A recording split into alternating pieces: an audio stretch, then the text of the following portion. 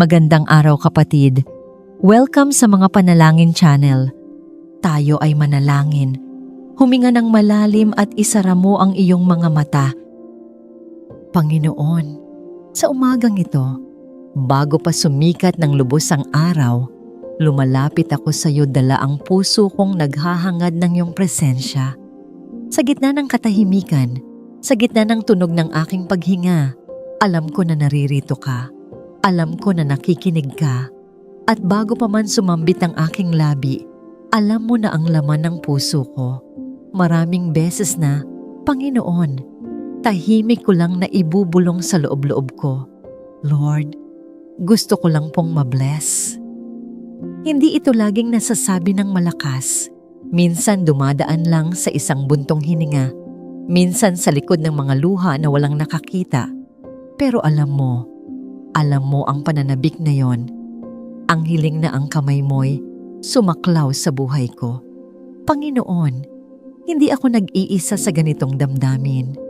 Alam ko, bawat puso ng tao ay may parehong uhaw. Ang makita mo kami, maalala mo kami, at maranasan namin ang kapayapaan na galing lamang sa iyo. Nais naming mamuhay sa ilalim ng iyong biyaya, gabay ng iyong karunungan, at puno ng iyong pabor. Nais naming maramdaman na ligtas kami sa iyong piling, may sapat para sa aming pangangailangan, at labis na minamahal ng iyong walang hanggang pag-ibig. Salamat Panginoon, dahil ang ganitong pagnanais ay hindi makasarili. Ito'y isang pagnanasa para sa kabuuan, para sa mas malalim na koneksyon sa iyo na siyang lumikha sa amin. Pero minsan, Lord, napapaisip ako, ano nga ba talaga ang ibig sabihin ng blessed sa paningin mo? Sa mundong ginagalawan namin ngayon, parang tinuturo ng kultura na ang blessed ay yung may mas maraming pera, mas maraming tagumpay, at mas marangyang buhay. Pero kung yun lang ang sukatan, Panginoon, ibig sabihin ba nun na ang pinaka-blessed ay yung pinakamayaman at pinakamakapangyarihan? Pero alam namin na hindi ito totoo dahil marami sa kanila ang walang kapayapaan sa puso. Kaya tinatanong kita, Lord, ano po ba talaga ang itsura ng tunay na pagpapala? At salamat dahil sa iyong salita, malinaw mong ipinakita sa amin. Sabi mo sa Jeremiah 17 verse 7 to 8, pinagpala ang taong sa Panginoon, nagtitiwala, at ang Panginoon ang kanyang pag-asa. Siya'y magiging parang punong kahoy na itinanim sa tabi ng tubig na nag-uugat sa batis. Hindi ito matatakot kapag dumating ang init, at ang dahon nito'y laging sariwa. Hindi ito mababahala sa taong tigang, at hindi titigil sa pagbunga. Panginoon, ang larawan ng punong yon ay napakalalim. Hindi ibig sabihin ng blessed life ay wala ng problema. Ang init ay dumarating pa rin, at ang panahon ng tagtuyot ay dumarating pa rin. Pero ang punong yon ay hindi nalalanta. Hindi ito natitinag. Nagpapatuloy ito sa pamumunga. Bakit? Dahil malalim ang ugat nito. Dahil nakatanim ito malapit sa tubig, sa mismong bukal ng buhay. At ganito rin pala dapat ang buhay namin, Panginoon, nakaugat sa iyo, nakadepende sa iyo, at hindi sa sariling lakas, emosyon, o opinyon ng mundo. Kaya Lord, kahit mahirap ang buhay, kahit mabagal ang sagot sa mga panalangin ko, turuan mo akong manatiling matatag.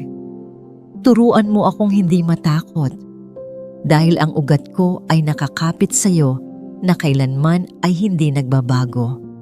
Salamat Panginoon, dahil ang pagpapala ay hindi nakabase sa pagiging perpekto ng paligid, kundi sa katotohanang ikaw ang matibay na sandigan ng kaluluwa ko. At Panginoon, sa awit 1 verse 1 to 3, ipinakita mo ulit kung sino ang tunay na pinagpala. Pinagpala ang taong hindi lumalakad ayon sa payo ng masasama, ni tumatayo sa daan ng mga makasalanan, ni nauupo sa upuan ng mga manunuya, kundi ang kanyang kasayahan ay nasa kautusan ng Panginoon at sa kautusan niya nagbubulay-bulay siya araw at gabi. Siya'y magiging parang punong kahoy na itinanim sa tabi ng agos ng tubig na namumunga sa kanyang kapanahunan at ang kanyang dahon ay hindi nalalanta at anumang kanyang gawin ay magtatagumpay. Lord, muli mo kaming binigyan ng imahe ng puno na matibay at laging may bunga. Pero may mahalagang detalye. Hindi lang dahil naniniwala siya sa iyo, kundi dahil nasisiyahan siya sa iyong salita at lagi niya itong iniisip at sinusunod. Hindi siya sumasabay sa agos ng mundo. Hindi niya tinatanggap ang negatibo at mapanuyang salita laban sa kabanalan. Namumuhay siya sa ibang daan na ayon sa iyong katotohanan. Turuan mo po ako, Lord, na ito rin ang maging landas ko. Turuan mo akong magbasa at magnilay sa salita mo araw at gabi para manatiling matibay kahit sa mahihirap na panahon. Turuan mo akong mamunga kahit may pagsubok para maging daluyan ako ng pag-asa para sa iba. Panginoon, salamat sa paalala na ang tunay na pagpapala ay hindi kung ano ang hawak ko, kundi kung sino ang kasama ko sa paglalakbay. Ang blessing ay hindi tungkol sa perpektong buhay, kundi sa pagkakaroon mo sa buhay ko. Kaya Lord, kahit hindi ko maintindihan ang lahat ng nangyayari, pipiliin kong magtiwala.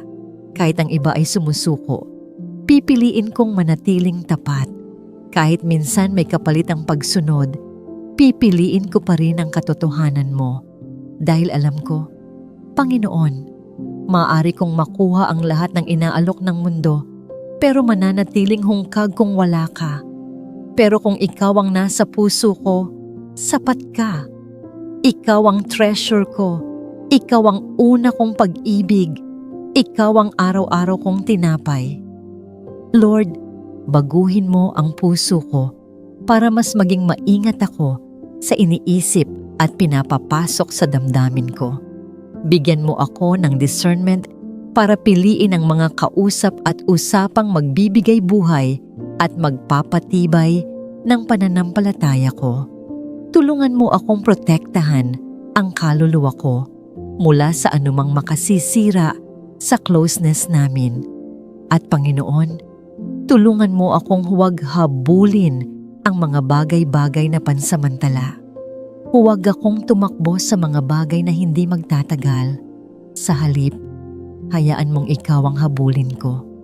Tulungan mo akong unahin ka sa lahat ng bagay, gaya ng sinabi mo sa Mateo 6 verse 33. Ngunit hanapin muna ninyo ang kaharian ng Diyos at ang kanyang katuwiran, at ang lahat ng bagay na ito ay idaragdag sa inyo. Kapag ikaw ang unang nilalapitan ko, Lord, natutuklasan ko na may kagalakan na hindi nawawala, kapayapaan na lampas sa pangunawa at liwanag na kumikislap kahit sa pinakamadilim na panahon. At higit pa roon, natututo rin akong maging pagpapala sa iba. Hayaan mo na ang pag-ibig mo ay umapaw mula sa buhay ko at dumampi sa bawat taong nakakasalamuha ko. Nawa ang kabaitan ko ay maging parang gamot na nagpapagaling.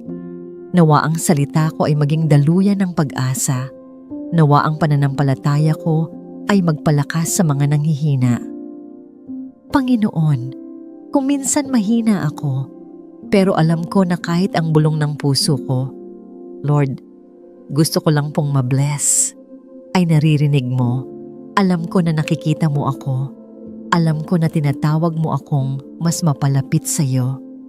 Kaya sa umagang ito, Panginoon, muli kong idinedeklara, ikaw ang tunay na pagpapala ng buhay ko. Hindi ko hihintayin ang perfect na sitwasyon para masabing pinagpala ako. Dahil ngayon pa lang, dahil kasama kita, blessed na ako. Amen. Mga kapatid, kung ang panalangin natin ngayon ay nakaantig sa puso mo, huwag mo kalimutang i-like ang video na ito. I-share mo rin para mas marami pa tayong maabot na nangangailangan ng salita ng Diyos. Mag-subscribe ka na rin at i-on ang notification bell para updated ka sa mga susunod nating panalangin at mensahe mula sa salita ng Diyos. Kung may prayer request ka, i-comment mo lang sa ibaba. Lahat ng dasal na isinusulat ninyo ay binabasa namin isa-isa at ipinagdarasal namin ng taimtim. At kung natouch ka sa ating panalangin ngayon, i-comment mo lang ang salitang Amen bilang tanda ng iyong pananampalataya. Naway patuloy kang pagpalain ng ating Panginoong Hesukristo at lagi mong maramdaman ang kanyang kapayapaan at pag-ibig sa bawat araw ng iyong buhay. God bless you.